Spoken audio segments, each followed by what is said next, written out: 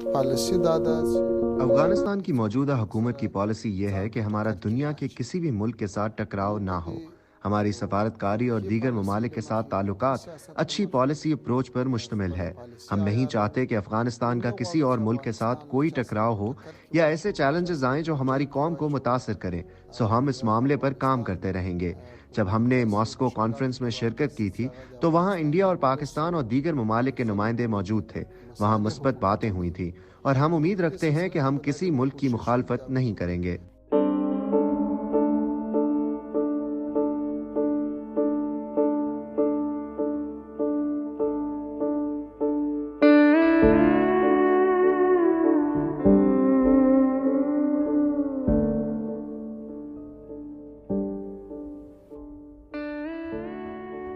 क्या ये सच है कि आपकी हुकूमत टीटीपी और पाकिस्तानी हुकूमत के दरमियान मुज़ाकरात में एक सालिस का किरदार अदा कर रही है, और अगर ये किरदार अदा कर रहे हैं तो इसमें शराइत क्या हैं? अफगानिस्तान इस्लामी इमारत पाकिस्तान हुकूमत इस्लामी अमारात अफगानिस्तान पाकिस्तान और टीटीपी की ख्वाहिश के मुताबिक एक तीसरे फरीक और सालिस का किरदार अदा कर रही है, और इसका अच्छा नतीजा भी सामने आया है।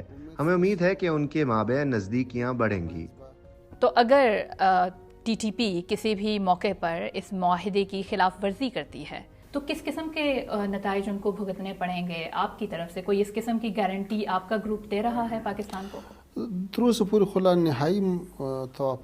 अभी तक दोनों फरीकैन में कोई हतमी मुआहिदा नहीं हुआ है। अलबत्ता आगाज बहुत अच्छा हुआ और मुआहिदे के पहले हिस्से में 1 महीने की फायर बंदी पर इत्तफाक हुआ है।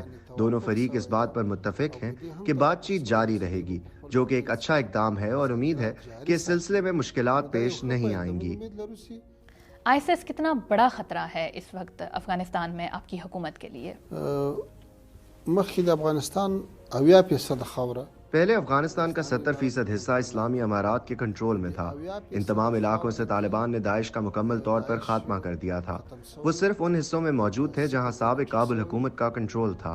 जब हमने काबुल फतह किया तो इन इलाकों में दाइश ने सर उठाना शुरू किया, मगर हमारी तालिबान हुकूमत ने उनको कंट्रोल करने के लिए बेहतरीन इकदाम किए, और हमारी इस इशू पर बहुत कामयाबियां हैं। हमने अभी अक्सर इलाकों में दाइश को महदूद कर दिया है।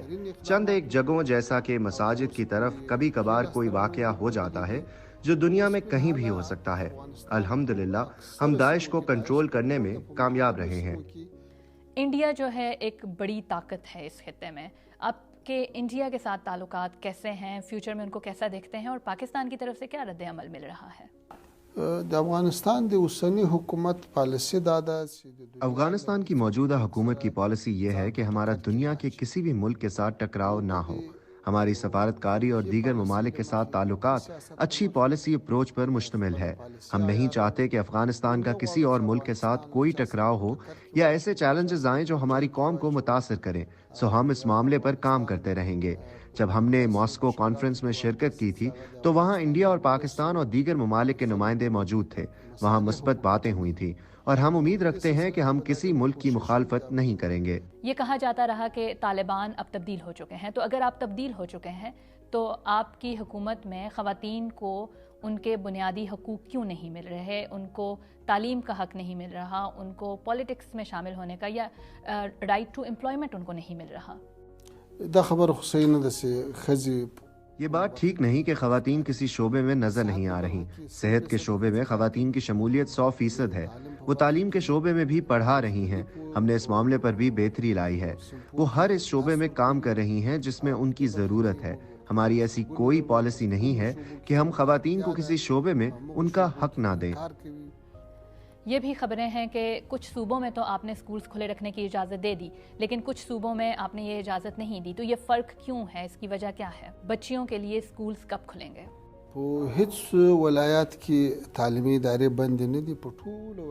किसी सूबे में तालीमी इदारे बंद नहीं हैं। पूरे मुल्क में तमाम तालीमी इदारे खुले हैं। हमने स्कूलों को 3 कैटेगरीज में तकसीम किया है। पूरे मुल्क में लड़कों के सारे स्कूल खुले हैं और लड़कियों की 6ठी जमात तक तमाम सूबों में स्कूल खुले हैं। اگرچہ کچھ صوبوں میں اعلیٰ درجات والے اسکول بھی کھلے ہیں، مگر تمام جگہوں پر ایسا نہیں ہے۔ کچھ علاقوں میں مشکل یہ ہے کہ کورونا کی وجہ سے بہت سے اسکول پہلے ہی کچھ مہینوں سے بند تھے۔ ہم نے 0 سے اسکول کھولنے شروع کیے اور اب تک 75% کھول دیے ہیں۔ سو ہم اس مرحلے پر رکے ہوئے نہیں ہیں، بلکہ کام کر رہے ہیں اور روز بروز ترقی کر رہے ہیں۔ آپ ماضی میں بھی کہتے رہے ہیں اور آپ نے اب بھی یہ بات ریپیٹ کی ہے کہ طالبان کی جو حکومت ہے افغانستان میں وہ انکلوسیو ہے اور وہ تمام ریکوائرمنٹ کو فلفل کرتی ہے، لیکن جو سلامتی کونسل ہے اقوام متحدہ کی، وہ بہت کلیئرلی یہ بات کہتی ہے کہ ایک انکلوسیو گورنمنٹ اسی وقت ہو سکتی ہے جب اس کے اندر ایک برابری کی سطح پر خواتین بھی شامل ہوں۔ تو آپ کی پالیٹکس میں خواتین تو کہیں نظر نہیں آتی، آپ کی کیبنٹ میں نہیں نظر آتی ہیں، اس کی کیا وجہ ہے؟ افغانستان کو 13 ادارہ کی افغانستان میں طالبان کے کنٹرول کے بعد یہاں گزشتہ حکومت میں جتنی بھی خواتین کام کر رہی تھیں، ان میں سے کسی کو بھی ملازمت سے فارغ نہیں کیا گیا۔ ان کی تنخواہوں، تعلیم اور روزگار کے مواقع میں کسی قسم کی کمی نہیں کی گئی ہے۔ ہم ان کے بارے میں ایسا نہیں سمجھتے کہ انہیں ہماری حکومت میں کوئی حصہ نہیں مل رہا ہے۔ اس وقت آپ کو جو سب سے بڑا چیلنج درپیش ہے وہ یہ ہے کہ آپ کی حکومت کو دنیا کے دیگر ممالک ریکگنائز کریں۔ تو اتنی ساری میٹنگز ڈراپ کر رہے ہیں مختلف ملکوں میں، کیا ان سے کوئی امید، کوئی گارنٹی آپ کو ملی ہے کہ ایسا ہوگا؟ لوی مشکل افغانستان آزادی ہوا۔ ہماری سب سے بڑی مشکل افغانستان کی آزادی تھی، وہ ہم نے حاصل کر لی ہے اور افغانستان میں مستحکم حکومت نافذ کر دی ہے۔ دنیا کے ساتھ ہم رابطے قائم کر رہے ہیں، ہم ان کے ساتھ مل بیٹھتے ہیں، بات چیت کرتے ہیں اور اسی طرح تعلقات میں بہتری آ رہی ہے۔ دنیا ہمارے ساتھ باضابطہ ذرائع سے بات چیت کر رہی ہے اور اس میں ہمیں کوئی مشکل نہیں ہے۔ البتہ دنیا کا ہماری حکومت کو بھی باضابطہ طور پر تسلیم کرنا ایک اچھا اقدام ہوگا اور ہمیں امید ہے یہ بھی جلدی ہو جائے گا۔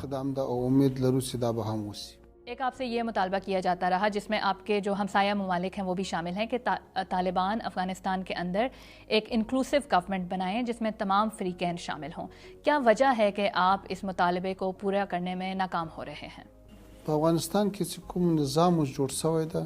افغانستان میں اس وقت جو حکومت قائم ہے اس میں پچھلی حکومت کا تمام سٹاف اور ملازمین شامل ہیں، جو تقریباً 5 لاکھ عملے پر مشتمل ہے۔ اگر دنیا نے پچھلی حکومت کو ایک انکلوسیو حکومت کے طور پر تسلیم کیا تھا تو پھر ہماری حکومت کو کیوں نہیں کرتے؟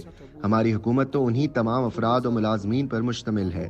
اگر انکلوسیو حکومت سے دنیا کی مراد ایسی حکومت ہے جس میں تمام قبائل شامل ہوں، تو ہماری حکومت میں بھی تمام قوموں اور قبائل کی نمائندگی ہے، تمام علاقوں کی نمائندگی ہے۔ اگر ان کی مراد وزارتوں میں تمام علاقوں سے نمائندگی ہے تو ہمارے پاس پنجشیر کا وزیر ہے، بدخشاں، فاریاب، کندہار، ننگرہار اور کابل کے لوگ شامل ہیں۔ لہٰذا ہر ملک اور خطے کی انکلوسیو حکومت کی اپنی تشریح ہے، اس لیے ہم یہ کوشش اب بھی جاری رکھیں گے کہ ہم اپنی حکومت کو مزید انکلوسیو بنائیں اور سب کو حق ملے۔ تو اگر آپ کی گورنمنٹ کو ریکگنائز نہیں کیا جاتا تو آپ اس وقت جو افغانستان کی صورتحال ہے، چاہے وہ معیشت ہو، چاہے وہ ہیومینیٹیرین کرائسس ہو یا سیکیورٹی کی سچویشن ہو، آپ ان سے کیسے نمٹیں گے؟ کیا اس بارے میں کچھ منصوبہ بندی کی گئی ہے؟ افغانستان الحمدللہ ډیر ښه زراعت لري، ډیره خوږه خاوره لري۔ خدا کا شکر ہے کہ افغانستان میں زراعت کا شعبہ اچھا ہے، یہاں کی مٹی میٹھی ہے، پانی اور معدنیات ہیں۔ امید ہے جلد افغانستان اپنے پاؤں پر کھڑا ہوگا۔ افغانستان کا بڑا مسئلہ جنگ تھا، وہ ختم ہو گئی ہے۔ امید رکھتے ہیں آنے والے دنوں میں افغانستان اپنے پاؤں پر کھڑا ہوگا۔ ابھی ہمیں 3 ماہ پورے نہیں ہوئے ہیں اور ہم نے بہت سی کامیابیاں حاصل کی ہیں۔ ہم نے لوگوں کو تنخواہیں دینی شروع کر دی ہیں۔ ہماری حکومت ہر گزرتے دن کے ساتھ مستحکم ہو رہی ہے اور ہمیں بہتری کی امید ہے۔ ہم دنیا کے ساتھ اپنے تعلقات میں بھی تیزی سے آگے بڑھ رہے ہیں۔ امید رکھتے ہیں دنیا کے ساتھ تعلقات مزید مستحکم ہوں گے۔ ابھی افغانستان کے اقتصادی حالات خراب ہیں، امداد نہیں آ رہی اور افغانستان بہت انحصار کر رہا تھا بیرونی امداد پر آپ کی حکومت آنے سے پہلے بھی۔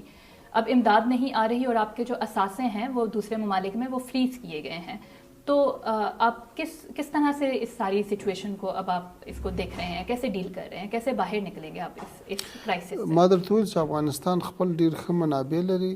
جیسا کہ میں نے بتایا کہ افغانستان کے پاس اچھے وسائل ہیں۔ پچھلی حکومت کرپٹ اور شاہ خرچ تھی، مسائل زیادہ تھے۔ اب موجودہ حکومت میں شفافیت ہے، کرپشن نہیں ہے، ٹیکس باقاعدہ طریقے سے جمع کیا جا رہا ہے۔ جو لوگ اب اقتدار میں آئے ہیں افغانستان اور دین سے پیار کرتے ہیں، امید کرتے ہیں اپنی آمدنی اور وسائل سے اپنے پاؤں پر کھڑے ہو جائیں گے۔ نو امید لرو چې څوکه به د موږ خپل عوایدو باندې